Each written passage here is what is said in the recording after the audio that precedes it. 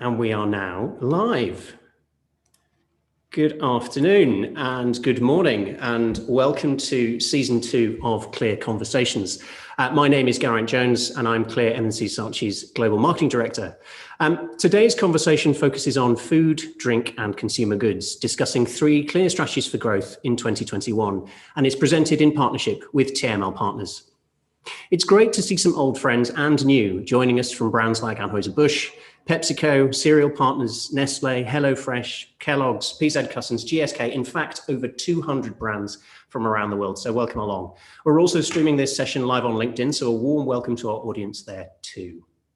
As an attendee, your camera and microphone are automatically switched off, so you can sit back, relax, don't worry about accidentally spilling your tea all over yourself. It's absolutely fine. The session's being recorded and we'll be sharing it with attendees and those who couldn't make it in the next couple of weeks. So therefore, watch out for an email from my colleagues Saskia or Gary in your inbox, probably early next week. It's the first conversation in our second season. Over 2,500 marketers attended or watched last season on repeat. And I'm delighted to say that later this month, you'll be able to listen back to the edited highlights of the whole of season 1 in our new podcast series. For more content, events, and to watch recordings of this and other conversations, visit clearstrategy.com or follow us at ClearMNC on LinkedIn for more updates. Should you wish to ask a question during the conversation, please use the Q&A function in the bar at the bottom of your screen and start your question with the name of the panelist that you'd like to answer. For example, type Anna and then your question to ask Anna a question. Right, on that basis, on with the show. Clear is the strategy consulting arm of MNC Saatchi, and we found ourselves in the thick of helping brands to manage the chaos that 2020 has brought with it.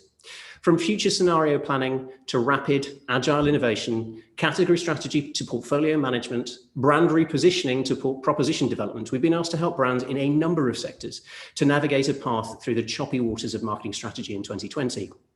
Today's session, and indeed the whole of season 2, focuses on what happens beyond the crisis. It's not going to be straightforward or simple, and there's more chaos to come. But our firm belief at Clear is that even amongst all of this chaos, the opportunity to change for good has never been greater. Today, our head of offer, Mark Killey, will share some perspectives on what food, drink, and consumer goods brands need to be thinking about for 2021 before we debate some of the questions raised with our brilliant panel. I'm delighted to welcome Michael Benson, the Marketing Director of UK for Church & Dwight Co. Hi, Michael. Hi there. Michael works for a $4 billion company and one of the fastest growing firms in the consumer packaged goods industry. He joined Church & Dwight 6 years ago, having worked as a director on both the client and agency side across a wide variety of global consumer brands and services. We're also joined by Steve Monk, Business Unit and Marketing Director at Pladis Global. Hi, Steve. Steve developed his marketing career in Philip Morris, Bulmers, Unilever and Cadbury in the UK. Then in 2007, he joined Pernod Ricard's global marketing team for Scotch whiskies, progressing to marketing director for Pernod Ricard Vietnam and Pernod Ricard Gulf. He returned to the UK in 2016 as business unit director for the 260 million savoury and healthier portfolio at United Biscuits, and currently advises private equity in the food and drinks categories. We're also joined by Valerie Breitholle, who leads consumer excellence product development at Mondelez International. Hi, Valerie. Good to see you. Valerie has experience across several FMCG categories, working on alcoholic beverages at Brown-Forman, grocery at Conagra, confections at WM Wrigley, specialty products at Clorox, and now snacks, which I think is probably the best part, at Mondelez International. Valerie's career has been rooted in product development, working to understand the nuances of the complete user experience to guide product and package design. And I think she's going to be bringing a brilliant and slightly different take on the questions that we'll be asking today. And finally, I'm delighted to be joined by Anna Sanchez. Hi, Anna. Hello. Anna's VP Consumer Division EMEA at McCormick. She's been with McCormick for 2 years and leads the consumer division for EMEA with overall P&L ownership across all the markets. Prior to this role, she was the VP of Marketing, driving an overall transformation across all aspects, including innovation, data and analytics, technology, digital and communication. She joined McCormick from Colgate-Palmolive, try saying that quickly, where she spent 15 years in leadership roles in the US, Latin American and European divisions. And before we kick off any further, I should also introduce my colleague, Mark Killey. Mark is our head of offer and is currently our UK MD. He specialises in strategy and innovation, and after over a decade at Clear, he's worked on a really wide range of brand positioning, portfolio strategy, and product and service innovation projects across food, drink, healthcare, and technology, while still looking under 40, which is incredible. Mark is also our head of offer, which means he's responsible for renovating, innovating, and championing Clear's approach to strategy, ensuring we have a joined up, consistent, and differentiated offer that enables us to unlock our future growth ambitions. And I'm going to hand over to our friend Emma from TML Partners to introduce our partnership.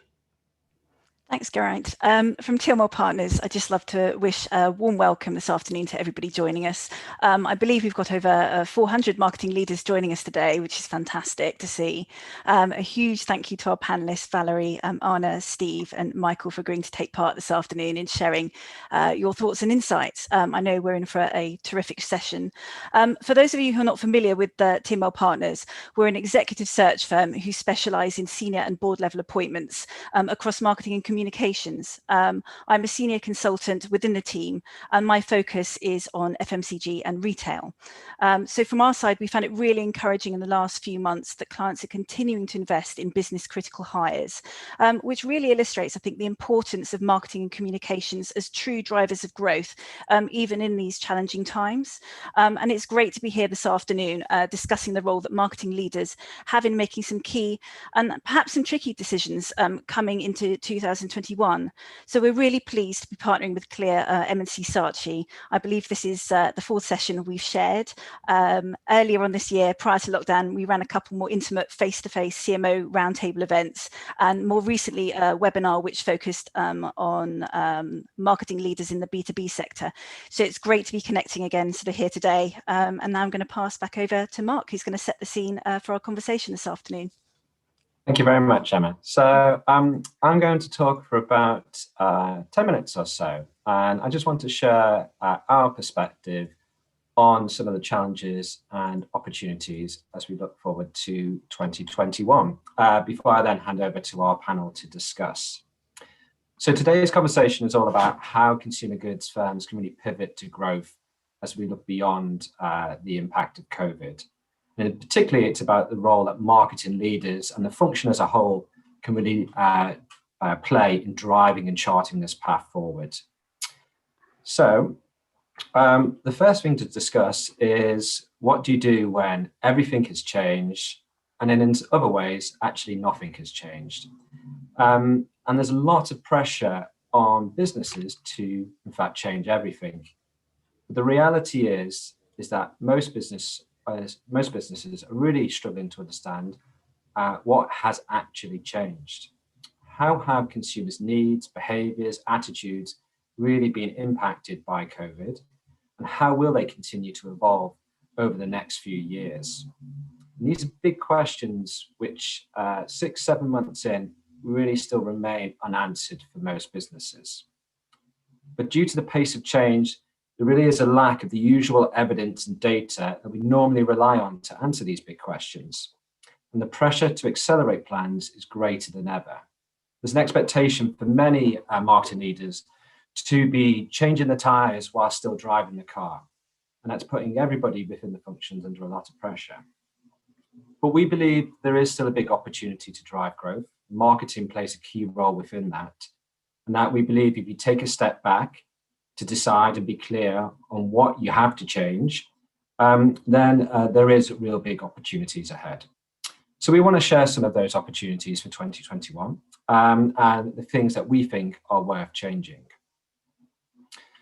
Before I do that, I also wanted to share a kind of perspective on the role of marketing to navigate this change. So in a world where uncertainty is the only guarantee, we believe it's marketing and leaders within that function role to inspire direction, growth, and confidence in their organizations. To take that strategic lead in reshaping the business and positively building for the future. To provide direction, helping the organizations make choices and back a consistent strategy that can align different functions around your brand's purpose and promise to your consumers and the category. To deliver growth, so positive changes and positive choices that bring additional or replacement revenue streams that make up for potential losses that you may be suffering from. And importantly, to create confidence, to kind of unite the wider business, to give colleagues what they need to deliver those evolved offers and experiences, and align stakeholders behind a shared vision for your brands. If this is the role of marketing, then what we also wanted to discuss is that some of the opportunities that marketing can drive forward, and in particular, 3 of them that we wanted to share with you today. So the first is around how to manage your portfolio through this change, and really how to optimize your portfolio for long-term growth. And there is a lot of debate and a lot of conflicting thoughts on what is the right approach during an economic downturn, whether you should rationalize and focus on fewer smaller bets, or whether you need to diversify and invest in new areas of growth. And we really believe that actually it's a balance of both, which is probably most right for most organizations. But to really keep analyzing and understand the dynamics of the category, making decisions based on insight and data to make sure that you optimize your portfolio for both different types of opportunities that exist within your categories. An example of somebody that's doing this recently, I think, is Coca-Cola, which announced in July intention to cut the zombie brands from its portfolio. And they revealed that of the 400 brands that they have in their portfolio, only half of them contribute to just 2% of their revenue stream. So they've got a huge number of brands which actually are adding more complexity than value to their business. And their CEO, James Quincy, has been quoted as saying, we need to do a better job of nurturing and growing smaller and more enduring propositions rather than those existing zombie brands. And Zico is one of the latest ones that's just been culled from their portfolio. Very much linked to that is the need to have a vision for the future of your category. We know that every category is being disrupted and that most, if not all, retailers are really looking at all of their categories with fresh eyes. And they're under pressure to rationalize and optimize their portfolios as well. Across the UK's top 6 retailers, there's been 9% reduction in SKUs over the past 6 months. So that's 13,000 fewer product lines in the UK consumer goods market than just 6 months ago. And the trade needs confidence on the role of your category and brand in adding value to their customers and driving long-term growth of their business. That's particularly true as both brands and retailers are competing across more channels than ever before, and channels with completely different dynamics to what they may be used to. So there is a need for that joined up, holistic view of the future of the category and the future of the consumer purchase experience. Just like before, retailers also really need a vision that provides them with direction, growth, and confidence as well. The next opportunity, we think, is really around making the most of this growth in the online retail channels. And as they show the significant growth, in-home becomes even more important than ever before. We think that, well, we've seen that many brands don't always consider the sensory aspect of the in-home experience, and they're missing out on a huge opportunity to surprise and delight their customers at a critical moment of engagement. And there's a really big upside in considering this in-home experience more strategically. A recent study showed that 24% of consumers say they're more likely to make a repeat purchase if they receive a branded or gift-like packaging from an online retailer.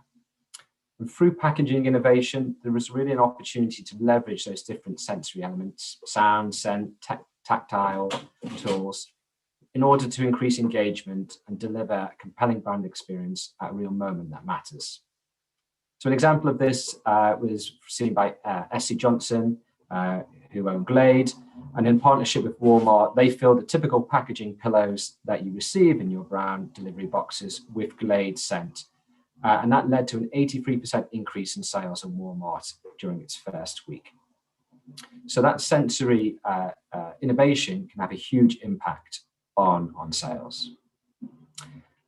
And finally, I'd just like to add is that at the moment, in this ever-evolving landscape with a constant flow of new potential opportunities and bets to be made, it can be hard to understand which are the right opportunities to back. And this is where having that clear strategy is key. To be able to have that overarching purpose and vision for the brand really helps to evaluate the opportunities and to move quickly on those that will help you deliver your purpose. And I think a great example of this is Breitholle here in the UK, which moved really quickly to form a partnership with Transport for London to provide the hand sanitizers across the London Underground. And that adds value back to their consumers, it adds value back to TfL, and it adds a huge amount of value back to their brand as well. So that's all that I wanted to share in terms of our perspective and some of the opportunities for 2021 and beyond. But now I'd like to hand back to Geraint and back to our panel. Right, thank you very much, Mark. I thought it was very interesting and a really good way to set up the coming conversation. So we're going to kick off some questions for our panelists. I should say we've been inundated with questions from the audience in advance. We will try and answer as many of those as we can in the discussion. But if you do have a really burning question that we don't cover, please try and ask it in that Q&A box at the bottom of the screen, and I will try and make time for it if I can. So if I can ask all of the panel to come off mute, just very quickly. Thank you very much. I think the first question for me is this sort of broad question really around thinking about 2021 ultimately, which is where should food, drink and consumer goods marketers be focusing their efforts in the short, the medium and the longer term? Is it still about that short-term tactical stuff, or are we now starting to think more strategically about the future? So I'm going to come to you first, Anna, if that's okay. What do you think is the place that you should be focusing your effort in the short, medium and long term? Thank you, Geraint. You know, there's so much to focus on, but I think number one, an even more relentless focus on understanding our consumers. In the food and drink space, we've all seen a significant increase in cooking and baking at home. And it's really critical to understand what aspects of those trends will stick, as well as understanding any new and amplified consumer trends that will become very relevant. I know for McCormick, it's really unpredictable to think about what's going to hold through the year and where do we need to pivot. But I think keeping the consumer at the heart of everything you do will definitely steer us in the right direction. And we can do that through looking at our existing businesses, innovation, communication, and messaging. I think also it's about focusing on understanding your categories and how it's changing, or how you can grow faster than your categories. In the end, when you win market share, this translates into business growth. So again, keeping the consumer at the heart of everything you do will in the end steer us in the right direction. We'll create more intimate, personalized, one-to-one relationships. And I think this will be really critical as we move into the future. For most of us, we don't have an unlimited amount of money to spend, and really understanding how each dollar you spend translates to growth or brand love will become really critical as we move into 2021. And on a related point, Go on. No, I think just on a related point, that just means data and analytics and insights become even more important. Unlock those opportunities and be as predictive as possible so you can be where the growth is at. Yeah, I think it's a really interesting point about getting close to the trends and the scenarios that are likely to come over the hill. I think that's a big challenge for all of us, and it's a challenge we're often hearing back from our clients. Steve, let me come to you next. What does this mean for Pladis? What's 2021 planning looking like for you? Well, thanks, Geraint. I think the question of where you focus short, medium, long term, it's almost a false question, because as commercial marketeers, we have to cover all three in equal measure. We've all got to keep our eye on the numbers this year. It's been a crazy year, and that craziness won't go away. But delivering the numbers at the end of this financial is critical, certainly for me and for my business. But during this whole crisis and pandemic, we've also been going through a back to basics and square one strat plan that sets out our priorities for the next 3 years. So we've been managing both the immediacy of COVID and also our long-term strategic plan. So it's been an interesting 8 months for I think all of us in the business. I think Anna's absolutely right. We have to stay close to the consumer and checking in to really understand if the fundamental trends we're seeing in the category will be fundamentally disrupted. Now, COVID, and none of us have got a crystal ball, none of us knows what's going to happen, but at the moment, COVID is the biggest challenge our generation has faced in society and in business and marketing.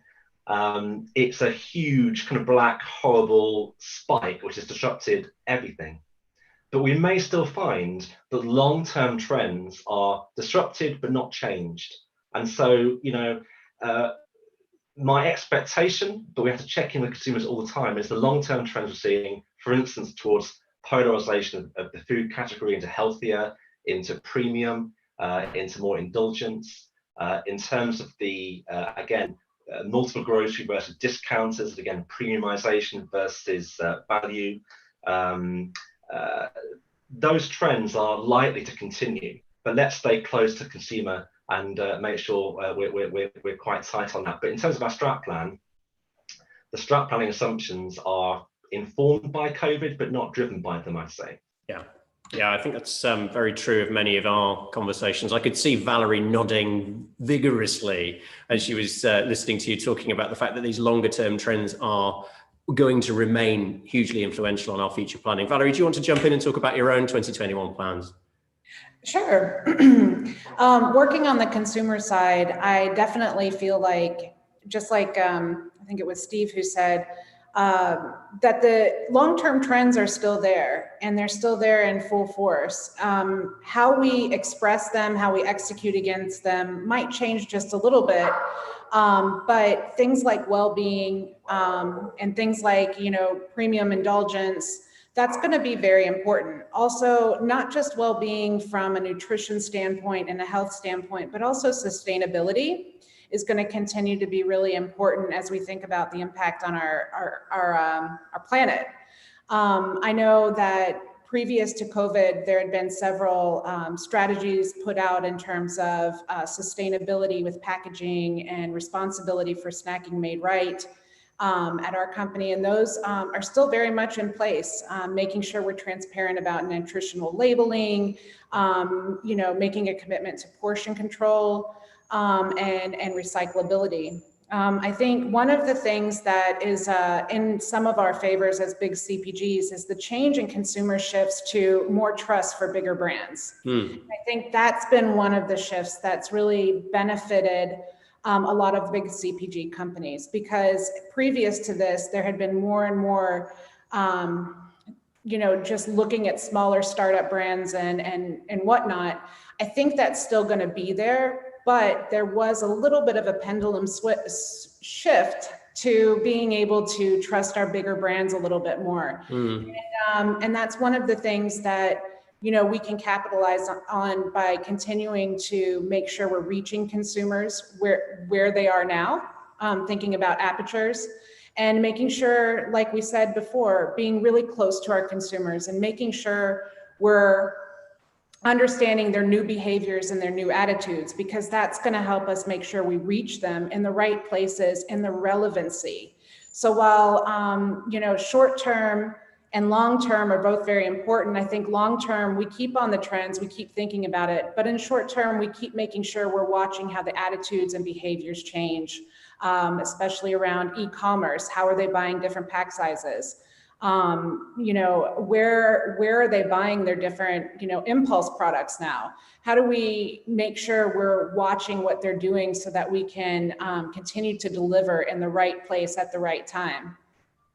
I think it's a really lovely way of putting it. I think what's been interesting to me is that our behaviors have changed overnight, which typically takes an extremely long time. And now we're in a position where it's sort of on its head. Behaviors have changed, attitudes are shifting more slowly. The question is the extent to which some of those behaviors are going to stick around, and how can we strategically plan against that? How's that affecting your business, Michael? What are you looking at for 2021? I think the previous speakers have covered a lot of the points already. So in that, you know, we do have to keep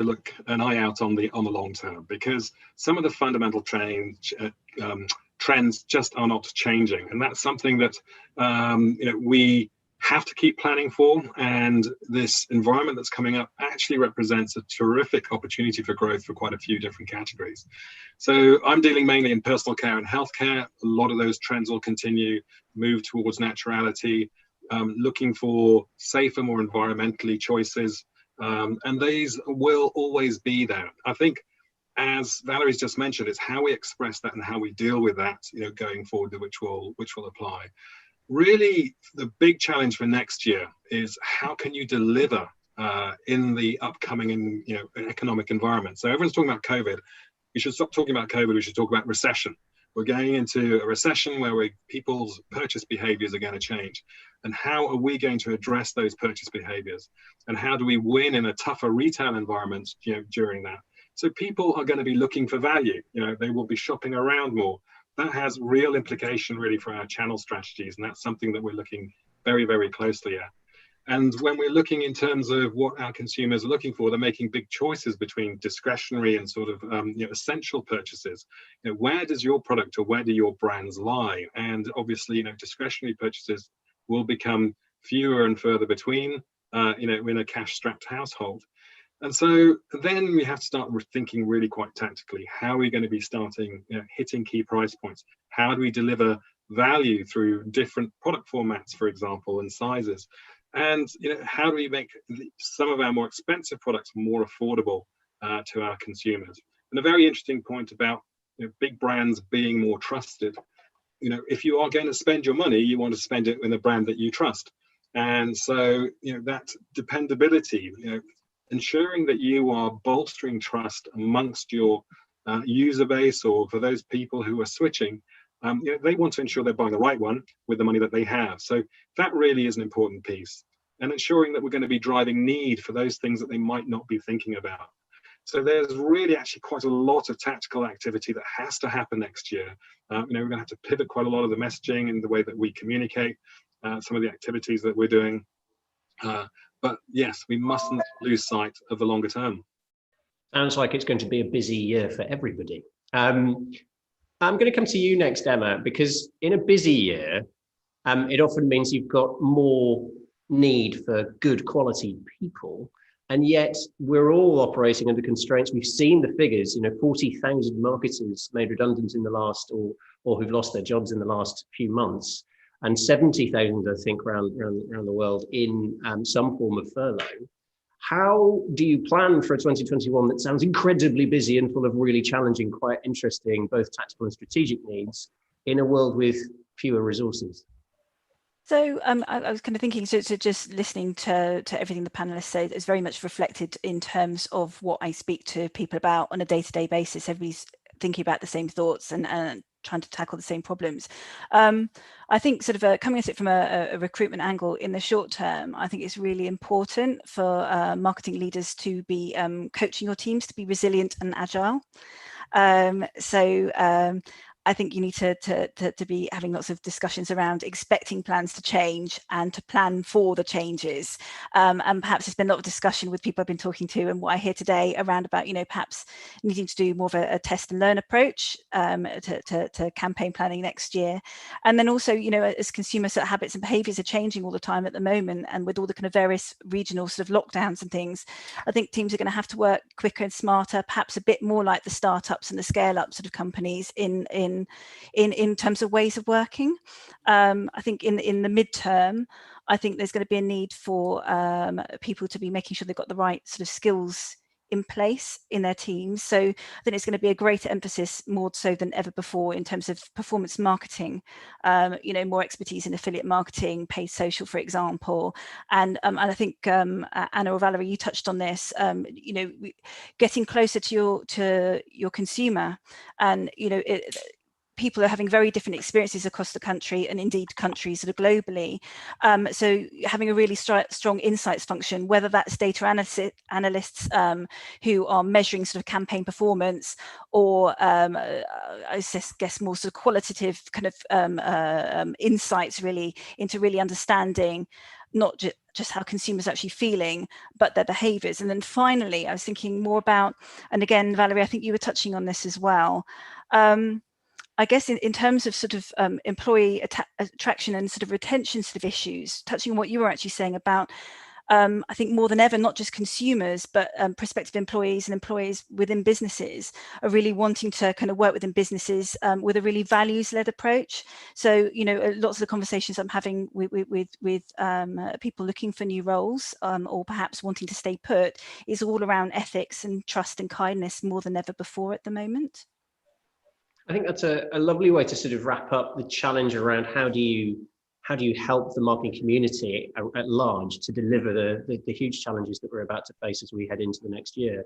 That the panel so beautifully put together. Mark, I'm going to come to you next. The question, I guess, really now is, you know, you and I every day we see the differing briefs that come across the desk at Clear, and luckily for us, we've had a good number of them this year, and many of them have been in this sort of slightly schizophrenic place between needing to focus on the really short term, but also needing to look to scenario plan for a future we don't really know anything about. Do you see a more of a trend towards thinking about 21 in the last few weeks and months? Yeah, I think so. I mean, I think it's 21, and as the panel alluded to, and beyond as well. I mean, the things that, you know, businesses do over the next 6 months are going to impact their performance over the next 6 years as well. So I think people are trying to shift out of kind of firefighting and thinking more to that long-term growth of their brands and categories. I think the thing which unites those kind of short-term and long-term challenges, I think Anna and Emma both mentioned it, is the importance of evidence-based decision-making, and actually whether that's from consumer insight or market data, but making sure that we are making choices and evaluations based on evidence, data and insight, rather than just gut feel. Although there is an element of that, but evidence needs to be there to help unite the business behind these different difficult decisions.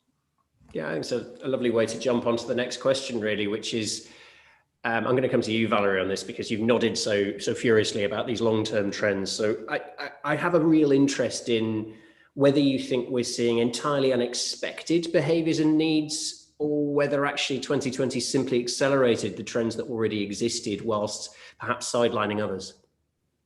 Quite honestly, I think for the most part, they accelerated quite a few of them. If we look at e-commerce and the way people were starting to shop, it was going towards e-commerce and channels.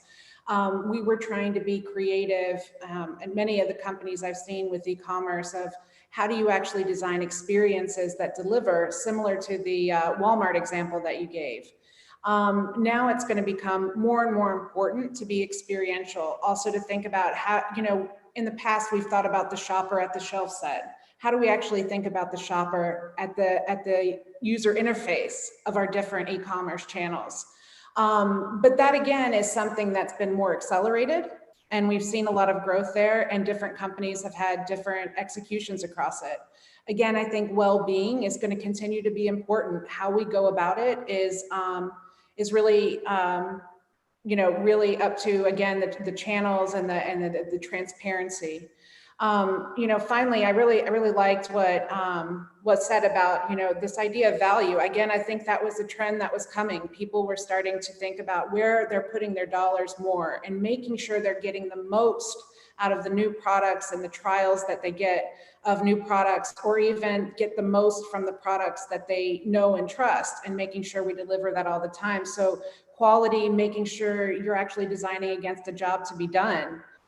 Thinking about that and making the product relevant and meaningful to really deliver that value, and making sure you're truly thinking about a holistic design. I think, again, the Walmart example is a great example of that holistic thinking that drove trial. We've seen, you know, where people have been trying brands they've never tried before, and how do we capitalize on some of those trials because they're shopping just a little bit differently for having more in the home. Michael, I'm going to come to you next, if I may. I was really interested in your perspective on the sort of the enormous challenges that are coming in 21, and also your perspective on the behaviours that are driving that and the trends that are driving that. Are you in the same place as Valerie? Do you think that there's a huge number of trends that have simply been accelerated by the crisis, or are you in a different place? In a similar place. So if we split out in terms of changes in purchasing behavior and changes in consumer need, starting with purchasing behavior, there have been a lot of changes, and that's really driving our thinking around channel strategy. So, obviously online is really, really important, but what is also important is the way that people have changed their shopping patterns. And so convenience stores now and top-up shopping is something that has happened a great deal. Our categories in terms of, our personal care categories, we're seeing people buying more of that through their weekly shop as opposed to, popping into Boots on the way home, for example. So we are seeing, quite a few changes in the way that our consumers are looking for and buying our products. In terms of the consumer needs, we sell Arm & Hammer toothpaste. Fundamental needs for toothpaste haven't changed. That will always be there, for example. However, quite a few usage occasions, of course, have changed in the light of the COVID environment. And some of those use occasions are going to stay because of people changing the way that they work. So there is less travel, more people are at home. We sell Nair depilatories, for example. So during lockdown, the ability to continue your beauty regime at home was really important. And we really pushed that hard through the comms that we had. But also some subtle changes around consumer need states. So if we start thinking about what the need states are in the different categories, for example, being able to look presentable on the go. Well, if you're not on the go so much, then that need state is going to be less important. And so we see that we sell Batiste dry shampoo. We can see that the way consumers are using the dry shampoo are for different reasons. And so having fully understanding that, getting behind those and encouraging new usage occasions is going to be important going forward. I think that's a really interesting way of putting it. I'm going to come to you next, Anna, to talk about the same thing, really, which is in your category. I mean, behavior changed overnight, really. We all had to cook at home.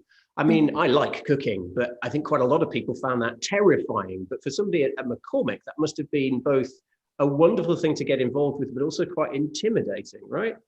Yeah, no, it's a great point. I agree with what Valerie and Michael said. I think one of the changes we saw that was more of a bit of an evolution as well as an acceleration is this idea of the home and what it stands for and what it represents. In many ways, it elevated its importance, and it's become the central hub for so much more between the blurred lines of home, work, school, gym, etc.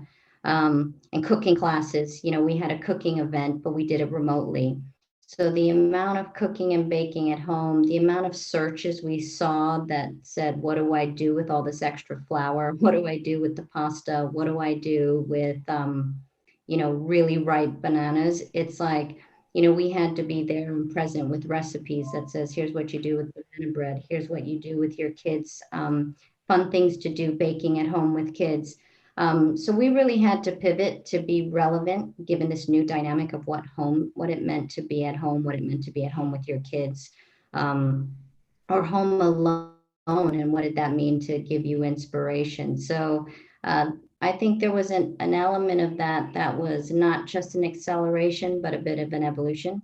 And probably another area that evolved, accelerated, but also changed a bit is this idea of flexible working and what you were able to achieve. So for it depends which function you're in, though. Obviously we had people who were working in the plants and working that had to keep the shelves stocked, and what did that mean from a leadership standpoint, and how do you lead through that as well. But definitely this whole cooking and baking at home was a really accelerated experience for us at McCormick, something we needed to lean into in order to give people inspiration and ideas, as well as comfort.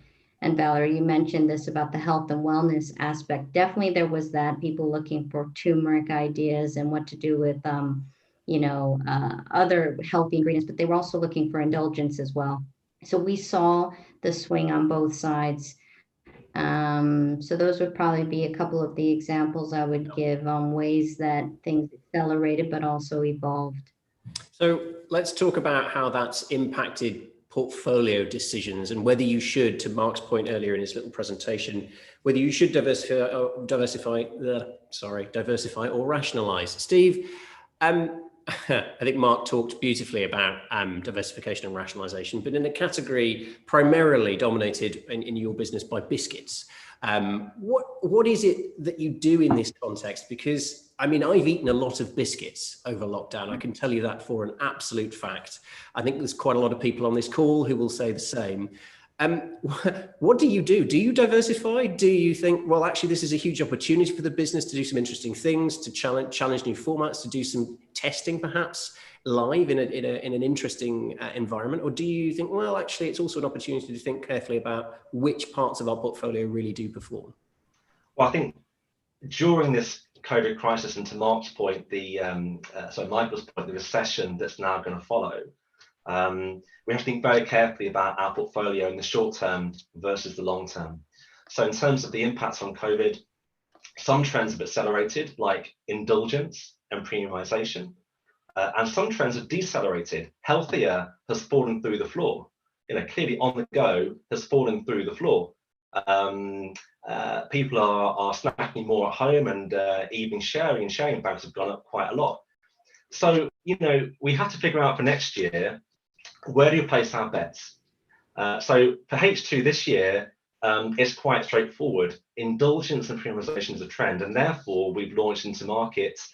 We pulled forward our plans. We've launched McVitie's VIBs, very important biscuits. You should go out and try them. Wonderfully indulgent flavors and caramel texture, at a nice price point as well. And good add in the middle. Christmas snacks. We launched, again, very bold flavors, some treatier flavors as well, with our classic mini cheddars brand, which is really growing very fast with things like new flavors, Mexican flavors. So we've got behind the indulgence trend because it's now and current. The healthier trend provokes a question. COVID has put pay to healthier eating. Is that a short-term or long-term trend? And we think that's a short-term blip.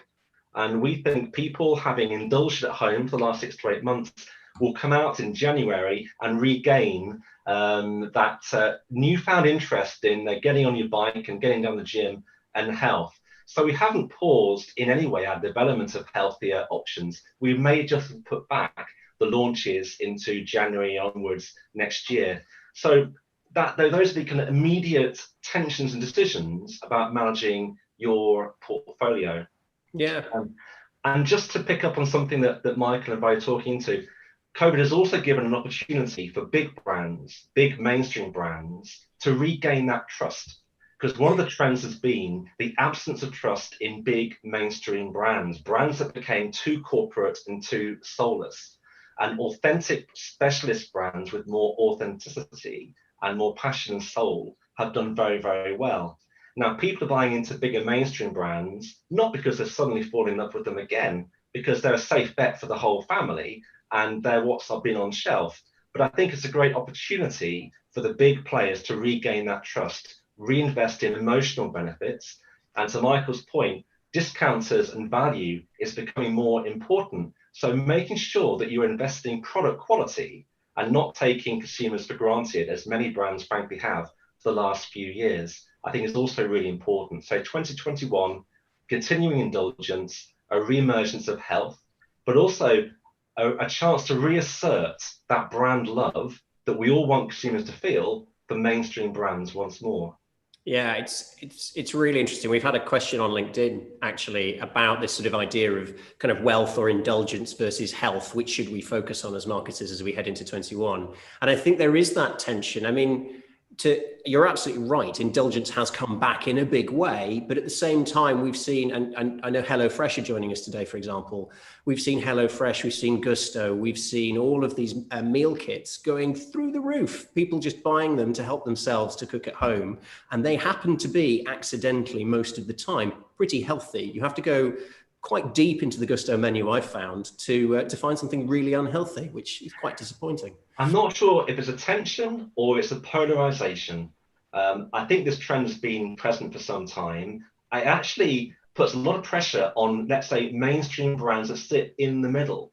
These mainstream brands are being kind of chipped away at by wonderful challenger brands with great personality and brands which outflank them on being either healthier or more indulgent. So I don't see that as a tension. I see the tension as being on the mainstream middle. and how that mainstream middle is going to react to those challenges on either side. I can see Valerie nodding. Valerie, what's your perspective on portfolio and the changes that you might want to make to it coming into 2021? Well, I think, it's been talked about, with us that there's going to be some more simplification in our portfolio. And I think that is going to actually enable quite a bit of benefits to actually then give more pointed benefits. I think Steve mentioned, thinking about the benefits and the features of the product.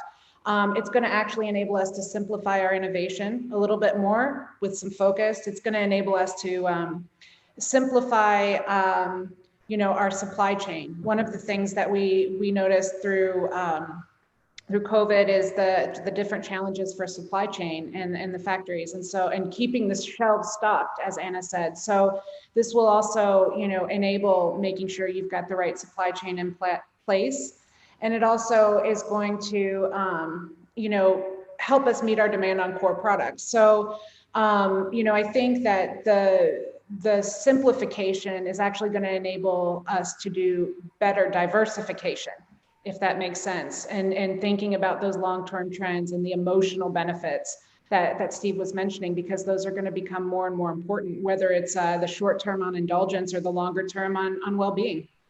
Yeah, I think that's right. I think actually, Michael, you sort of touched on this a bit when you were talking earlier about your portfolio of brands, because they're quite different. And I think we talked on Monday about this idea of an unfair year where certain brands have done brilliantly, Dettol, and other brands have not done so well. And there's been an assumption that everyone in CPG has done brilliantly, but the reality is that's not true.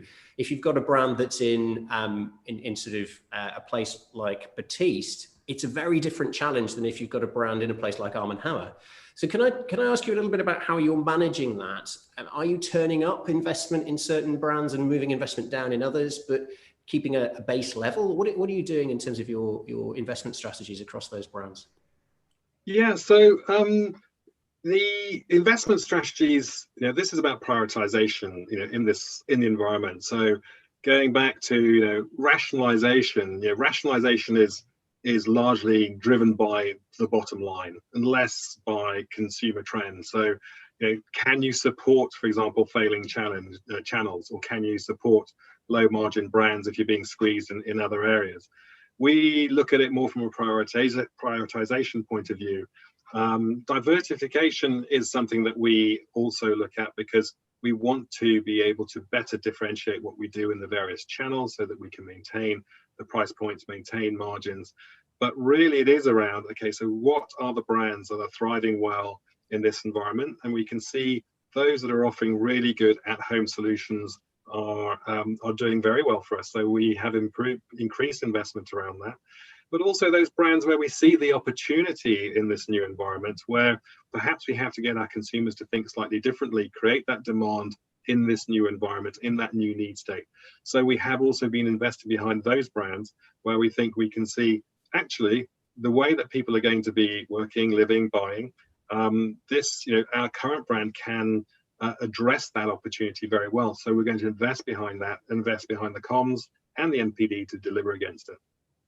I think it's a really good way of viewing it, and I'm gonna move it on a little bit, Anna, to think about this idea of looking to a future where you're less constrained by some of the limitations that are being placed on us right now by both reduced budgets and other bits and pieces. How hard is it to look to the long-term future and isolate some of the here-to-stay behaviours from the sort of the transient sort of COVID-only behaviours? Is it even possible yet for a brand like McCormick to unpick that? I think in many ways, our core strategies remain the same. There's maybe a pulsing into one area a bit more than others, but to be honest, when you talk about simplification, we've been driving a removing of complexity that is not consumer driven. So, that should stay with you no matter what. And if anything, COVID has just sort of forced people people like us to say, okay, do we really need that, 100th recipe mix? I'm not sure, but we do need to make sure we always have the best options out there. So we're focused on our core. We've accelerated innovation. But then there's other areas where there's a level of complexity within the business that it could impact supply chain. And if it's not consumer driven, you get it out. And that should just be good best practice in terms of running a business. And then, as we look forward, it's like I said earlier, it's all about keeping the consumer at the heart of everything you do, staying close to them, coming up with new insights and techniques in order to speak to your consumers more quickly and get insights so that where you need to pivot, you do. I do think gone are the days where you can do, launch a campaign, then do post-campaign analysis, see how it goes, or launch an MPD and then let it just linger. There's ways to optimize as you go, learn as you go, and be on the journey with your consumer so you can be as relevant as possible. So that's kind of the big, in a big strategic way, how we're driving it forward. Yeah, I think it's part of the decision as to why we acquired about 18 months, 2 years ago now, a business in Germany that focuses on agile transformation and is currently doing some fantastic agile transformation for Nestle, who are, I think, on the call at the moment. So it's an illustration of the way in which behaviors have shifted, even in big traditional businesses that have had very traditional innovation processes. It's had to change things to make things faster, but also to make it more easy to parallel process different risky assumptions that you're testing in market, and then being really brutal about saying, this one isn't going to reach our hurdle rate. We've got to get rid of it. One of my clients said to me a couple of weeks ago, this is the stop it and tidy up moment for our industry, which I love. Being a connoisseur of 1980s cartoons, Stop It and Tidy Up were two of my favorite characters. If you want to go and look them up on YouTube, it's fantastic. But it is that moment of being able to say, let's stop what we're doing. Think about all of the mess we've made over the last however many years, where we've just not been confident enough or brutal and ruthless enough with our P&L to go, actually, this isn't doing the job it needs to do. We could be spending that money better elsewhere in our portfolio. And I think it's a really interesting time for brands in this space. I'm going to spend the last couple of minutes, and it feels horrendous just spending 2 or 3 minutes on this topic, but I'm going to spend the last couple of minutes on this idea of getting into people's homes, that direct to customer or the digital and delivery channel, and understanding how you guys are thinking about investment in packaging and delivery. I'm going to come to you first on this, Steve. Is this a way to become more distinctive and, dare I say it, if it's possible, differentiated in 2021? Is it about saying, right, we know this is going to be a big channel for now and forever, and it's going to be a more important channel, an increasingly more important channel. Therefore, we've got to invest more in the way our packaging shows up in home and how our delivery partners treat our brands? And I think you're right. I think before we get to D2C specific issues in terms of packaging and shoving in people's homes, it's most important that actually the brands themselves live up to people's needs today. And I talked earlier about, corporate soulless brands. It's so important that brands have more heart and soul than mark of the maker, more craft credentials, more provenance, more authenticity. And that drives both a greater engagement and loyalty with consumers, but also worth paying more for credentials, which is really critical given the rise of discounters and the pressures we're going to see with the recession that's going to come. In terms of D2C space, I think it's absolutely fascinating, and we've seen a lot of brands use it very well for entering a market. For be it Grays or Harry's, it's a great way for brands to get a foothold in people's homes that didn't have that traditional route to market. Those brands are now moving beyond D2C and getting into traditional channels as well. So I think it's D2C, and pure D2C is very interesting if it's a premium brand, a brand that can offer, for instance, personalization in people's homes, a brand which is a high interest brand, a brand which is actually logistically feasible to ship at a profit. So razor blades are brilliant, but loaves of bread, less so. And where there's that high degree of consumer interest, and consumers will probably have no more than 2 or 3 brands which they select to have an engagement with in pure D2C. So I think the mainstream food brands, for instance, that space is less interesting than it would be for brands which are more premium or in the health and personal care space. Yeah, Michael, you're in personal care. Is it something that you're focused on? Are you thinking, actually, we've got to make a proper investment in this, because if not, and I do apologize, I'm going to throw in one of our other pieces of IP, the experience gap here. Are you at risk of creating a gap between customer expectation and perception of brand and the reality of a package being thrown over the wall? Yeah, so we are investing in D2C. We're putting a new platform in place as we speak, and should be going live, or hopefully today, if they can get the bugs out. And that is something that we'll continue to invest in going forward. And we're looking at the right way to get more brands onto the platform in terms of the range, the offers, and as you said, in terms of the experience that we deliver our customers. I think it's important that not all brands, not all products require a big unboxing event.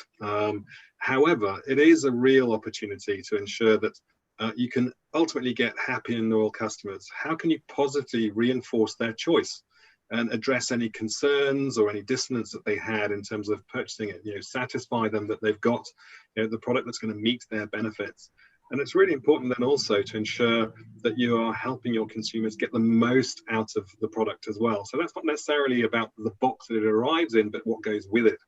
And that's an important part of ensuring that, for example, we have a very premium food supplement that is for healthy hair and against hair loss. And that's really important that consumers understand what they bought and how they should be taking it and how often they should be taking it. So we're using what we put in the packaging to ensure that consumers do comply and get a better result, and therefore become more loyal consumers. So that is an important part then of that overall brand experience. Yeah, I think it's absolutely true. It's viewing it as a holistic experience rather than just thinking about the package in home. Valerie, when thinking about the holistic experience, I mean, how has that changed your approach to product development? How has it changed your approach to finding out about consumer attitudes as you go through the development process? Well, I think it starts with understanding their behaviors. Both, I think Emma talked about it earlier, both qualitatively and quantitatively, making sure that you're using all of your evidence that we've talked about appropriately, especially at the front end, understanding what consumers are actually doing, and then trying to understand why and what their motivations are. Once you start to understand what they're doing currently and why, then you can start to really then design products that will satisfy their needs. And thinking about the, jobs to be done theory, which has been, very useful, that's when you can actually say, what's our point of difference versus, what they're doing currently, and how do we deliver value again? And that's where you're going to get the sticking point. I think that was true before this in terms of holistic design. I think now we just need to think about the shopper somewhat differently. We need to think about what are those needs somewhat differently. And again, it's just, the same principles, but maybe expressed in different ways. Thank you. I think it's been a fantastic and very interesting discussion. Thank you so much to all of you. I'm just going to come to Mark now and give him the horrible hospital pass of summarising everything we've learned. Mark, can you give us just a couple of thoughts, maybe 3 points about what you think we found out? Yeah, I mean, I think there was a kind of recurring theme of this need for balance as well, and this balance between both kind of the short and long term, the tactical and the strategic decisions, and the fact that actually it's not either or, it's a case of having to balance the two. I think there was a consistent theme around this kind of evidence-based, consumer-led, data-led decision making, and the importance of that, and this discussion around polarization, whether that was kind of in the health and indulgence space, and that there is opportunities at both ends of the spectrum, and the importance of having a brand portfolio or a business portfolio that can play to both of those opportunities. Thank you. That's a lovely, and as you said beforehand, very concise and simple summary, which is exactly what we want from a brand like Clear. I'm going to come to you now, Emma, just to join me in saying thank you to the panelists. Oh, you're on mute. It had to happen to somebody. Oh. Yeah, just very quickly, just to say thank you again, just to all our fabulous panelists this afternoon. It's been a really fascinating discussion, and I'm sure everybody's sort of tuning in to listen to you this afternoon. It's given people a lot of, excusing the pun, food for thought. Thank you.